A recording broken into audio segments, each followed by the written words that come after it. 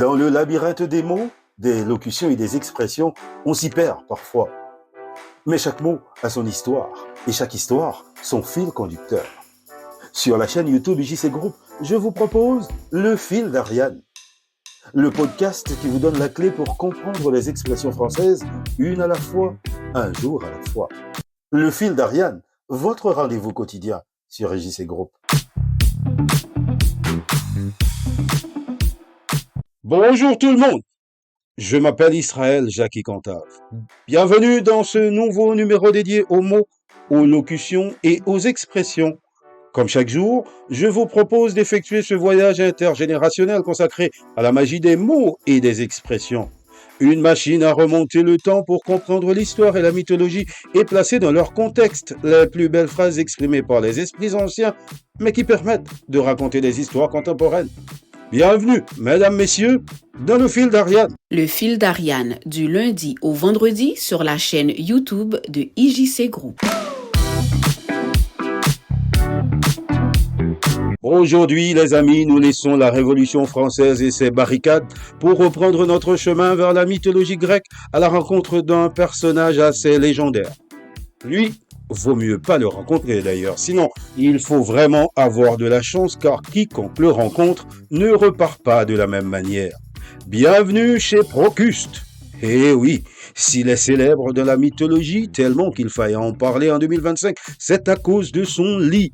Je vous raconte son histoire.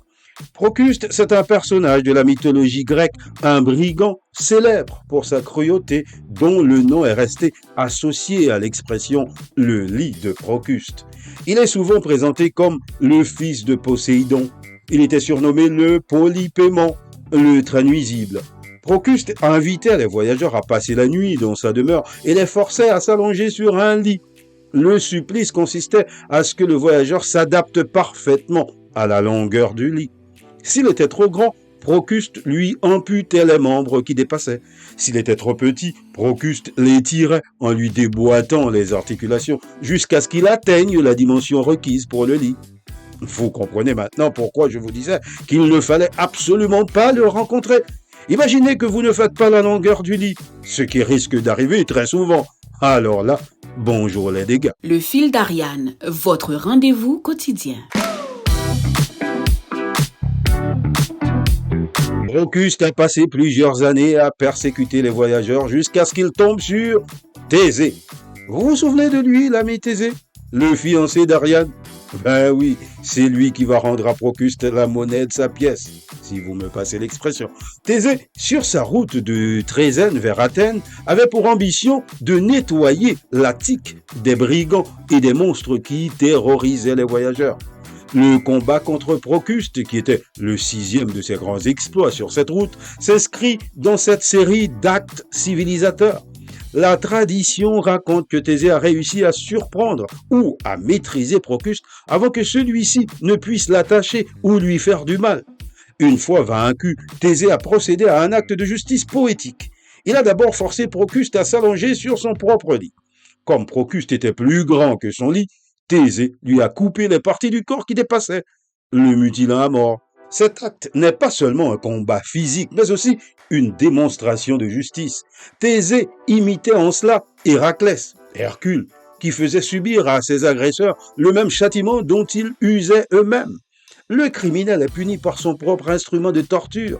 En éliminant Procuste, le héros supprime l'incarnation de la tyrannie, de la norme et devient un sauveur de l'homme libre, affirmant que chaque individu doit être accepté tel que la nature l'a fait. C'est ainsi que Thésée a mis fin aux méfaits de Procuste, non seulement par la force, mais par une justice symbolique qui renvoie le bourreau à sa propre cruauté. Aujourd'hui, dans le langage courant, le lit de Procuste désigne une règle, un cadre, une norme ou un système rigide et tyrannique qui cherche à uniformiser et à réduire la diversité en imposant une conformité brutale aux dépens des individus ou des réalités. Il symbolise l'uniformisation forcée, la volonté de contraindre les personnes, les idées ou les données à un modèle unique et arbitraire, même si cela nécessite de les mutiler ou de les déformer. Il désigne aussi la tyrannie des normes, une réglementation ou une méthode qui n'est pas capable de s'adapter au cas particulier et qui punit toute déviation. Le dogmatisme, l'attitude de ceux qui refusent la complexité et la diversité, préférant forcer la réalité à correspondre à leur doctrine, quitte à la falsifier. Par exemple, on dira « les élèves doivent se plier au lit de Procuste des programmes scolaires sans tenir compte de leurs talents individuels ». Ou encore « les données ont été tordues et arrangées pour qu'elles rentrent dans le lit de Procuste de la théorie préétablie ».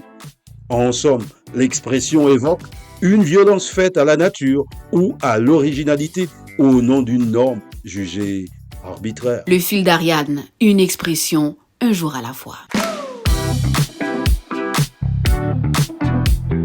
Et voilà les amis, le fil d'Ariane, c'est fini pour aujourd'hui.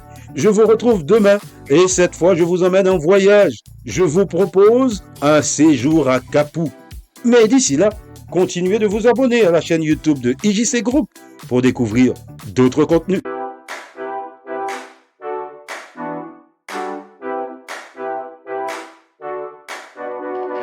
Dans le labyrinthe des mots, des locutions et des expressions, on s'y perd parfois.